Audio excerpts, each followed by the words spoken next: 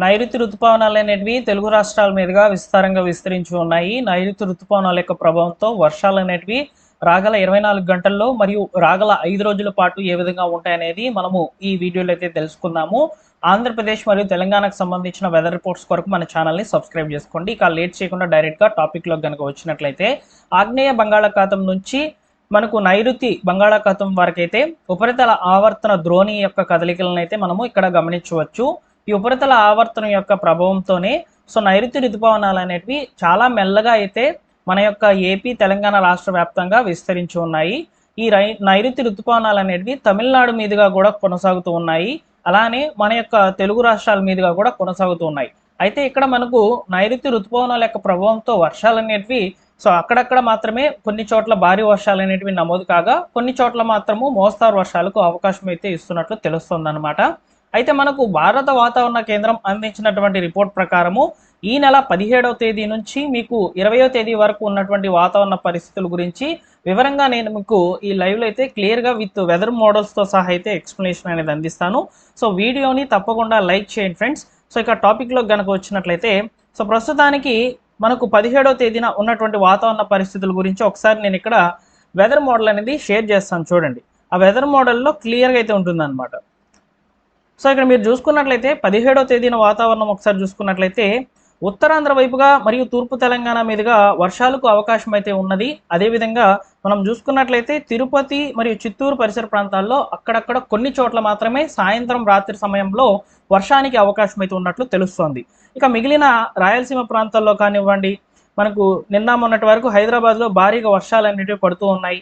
ఆ ప్రాంతాల్లో కూడా ఈ యొక్క వర్షానికి అవకాశం అయితే లేదు 17వ తేదీన వాతావరణం కనుక గమనించినట్లయితే. ఇక్కడ ముఖ్యంగా 17వ తేదీన మనకు వచ్చేసి ఈ యొక్క శ్రీకాకుళము, పార్వతీపురం మన్యము, అదేవిధంగా పాడేరు పరిసర ప్రాంతాల్లో మరియు విశాఖపట్నము, విజయవాడ మరియు తూర్పుగోదావరి, పశ్చిమ గోదావరి, కాకినాడ, ఏలూరు ఈ పరిసర ప్రాంతాల్లో ఉన్నటువంటి వాళ్ళకి కొంచెం వర్షాలు అనేటివి కొంచెం ఎక్కువగా ఉండేదానికి ఛాన్స్ అయితే ఉంటుంది. అదేవిధంగా మనకు సాయంత్రం సమయంలో తిరుపతి, చిత్తూరు పరిసర ప్రాంతాల్లో కూడా వర్షానికి అవకాశం అయితే ఉంది 17వ తేదీన రిపోర్టు. అదేవిధంగా మనకు తెలంగాణ విషయానికి వస్తే 17వ తేదీన భద్రాద్రి కొత్తగూడెం వైపుగా మరియు యొక్క వనపర్తి జిల్లా మరియు ఇక్కడ చూసుకున్నట్లయితే యొక్క నారాయణపేట జిల్లా మరియు హైదరాబాద్ పరిసర ప్రాంతాల్లో అక్కడక్కడ కొన్ని చోట్ల మాత్రమే మోస్తారు వర్షాలకు అవకాశం అయితే ఉన్నటువంటి వాతావరణ పరిస్థితులను అయితే మీరు ఇక్కడ గమనించవచ్చు.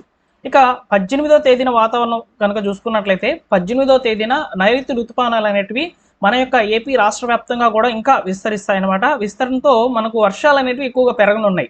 17వ తేదీతో పోల్చుకుంటే 18వ తేదీన వర్షాలు అనేటివి అధికంగా ఇక్కడ కనిపిస్తున్నాయి.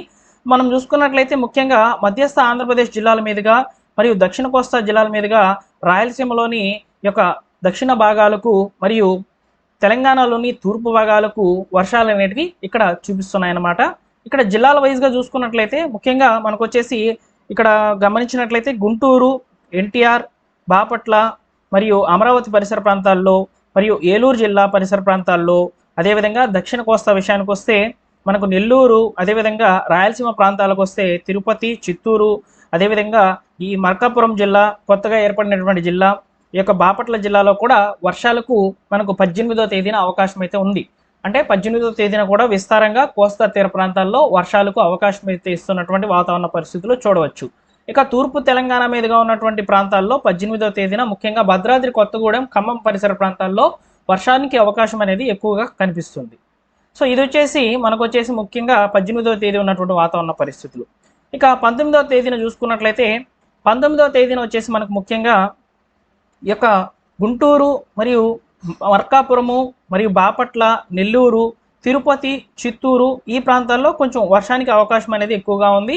ఇక తెలంగాణ రాష్ట్ర వ్యాప్తంగా కూడా తూర్పు భాగాలకు అక్కడక్కడ తేలికపాటి జల్లులు పడే అవకాశం అయితే ఉంటుంది. మిగిలిన చోట్లంతా కూడా ఉష్ణోగ్రతలు విపరీతంగా పెరిగే ఛాన్స్ అయితే ఉంది.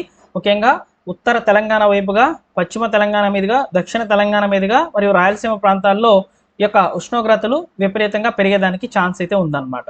నెక్స్ట్ వచ్చేసి మనకు ముఖ్యంగా 16వ తేదీ నుంచి 20వ తేదీ వరకు ఓవరాల్గా చూసుకున్నామంటే మనకి ఎక్కువ శాతం వర్షాలు అనేటివి ఉత్తరాంధ్ర జిల్లాల మీదుగా ఎక్కువగా నమోదయ్యేదానికి ఛాన్స్ అయితే ఉంది.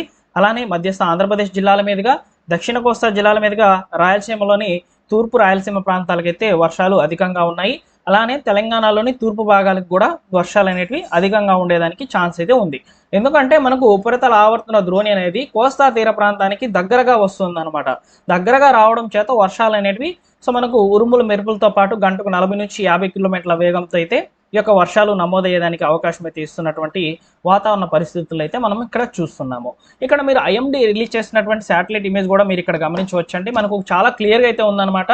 ఆగ్నేయం నుంచి నైరుతి దిశగా కదులుతున్నటువంటి ఈ యొక్క గాలుల యొక్క విశ్లేషణలు కూడా చాలా క్లియర్గా అయితే అర్థమవుతుందన్నమాట. కాబట్టి వర్షాలు అనేటివి 20వ తేదీ వరకు పలు జిల్లాల్లో ఉన్నాయన్నమాట.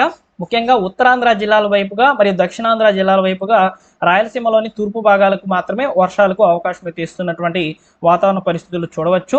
తెలంగాణ రాష్ట్ర వ్యాప్తంగా కూడా తూర్పు తెలంగాణ మీదుగా వర్షాలు అనేటివి ఉంటాయని చెప్పి తెలుస్తోంది అనమాట.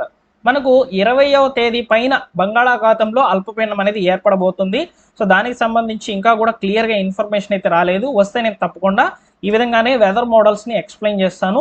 మీకు క్లియర్గా ఉంటుందన్నమాట ఇన్ఫర్మేషన్. మీరు చూడవచ్చు లైవ్లో అయితే. ఓకేనా? ఇదండి ఇన్ఫర్మేషన్. ఇలాంటి వాతావరణ పరిస్థితులకు సంబంధించినటువంటి పూర్తి వివరాలు మీరు తెలుసుకోవాలనుకుంటే మన ఛానల్ని సబ్స్క్రైబ్ చేసుకోండి. అలానే వీడియోని లైక్ చేసి మీ మిత్రులకు అందరికీ కూడా షేర్ చేయండి. మరొక ఇంపార్టెంట్ వీడియోతో మీ ముందుకైతే వస్తాను.